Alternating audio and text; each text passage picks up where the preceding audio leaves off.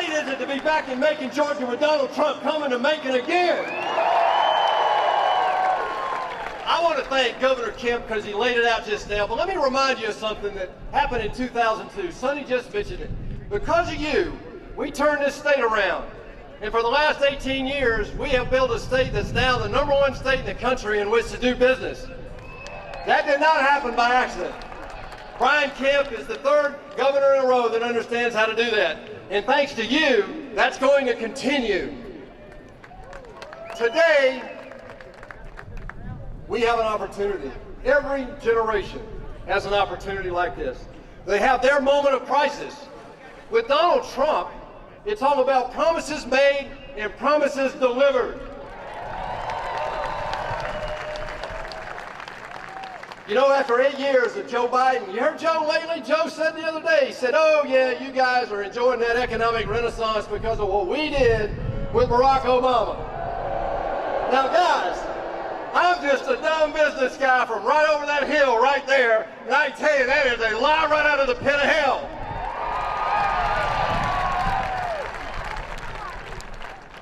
Donald Trump, after 8 years of Barack Obama and Joe Biden giving us the lowest economic output in U.S. history, and we felt that right here in Georgia. Donald Trump gave us the best economic turnaround in U.S. history, y'all.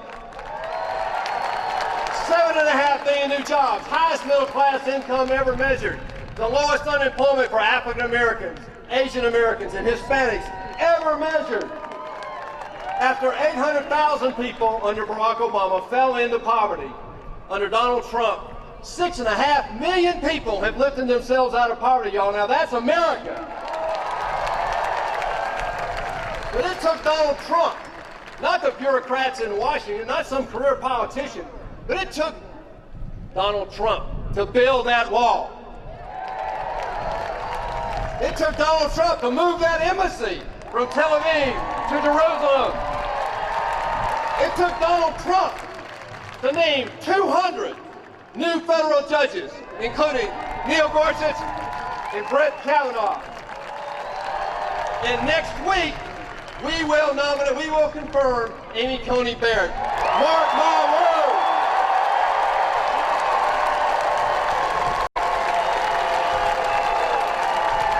Folks, it's one thing to stand up here and cheer. It's one thing to stand up and remind everybody, this guy is providential. He didn't happen by accident.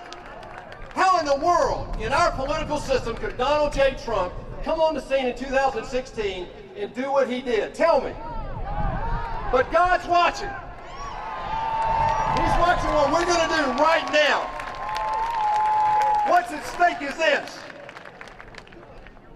And I mean this. It's our time to stand up to the socialist movement that for the last 100 years has been trying to take over our beloved America. It didn't just start with Bernie.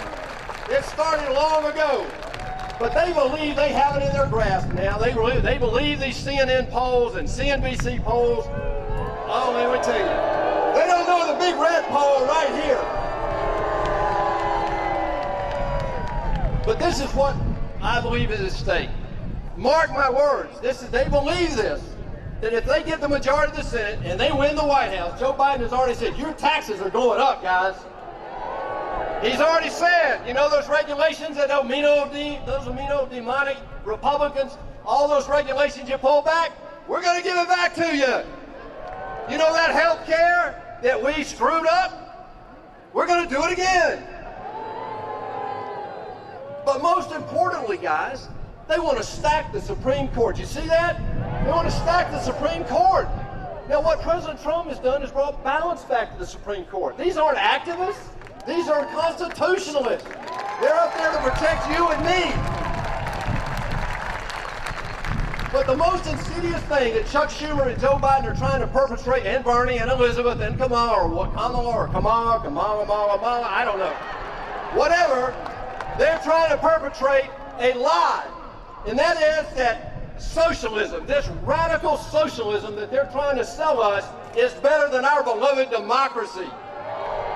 We're not going to let that stand.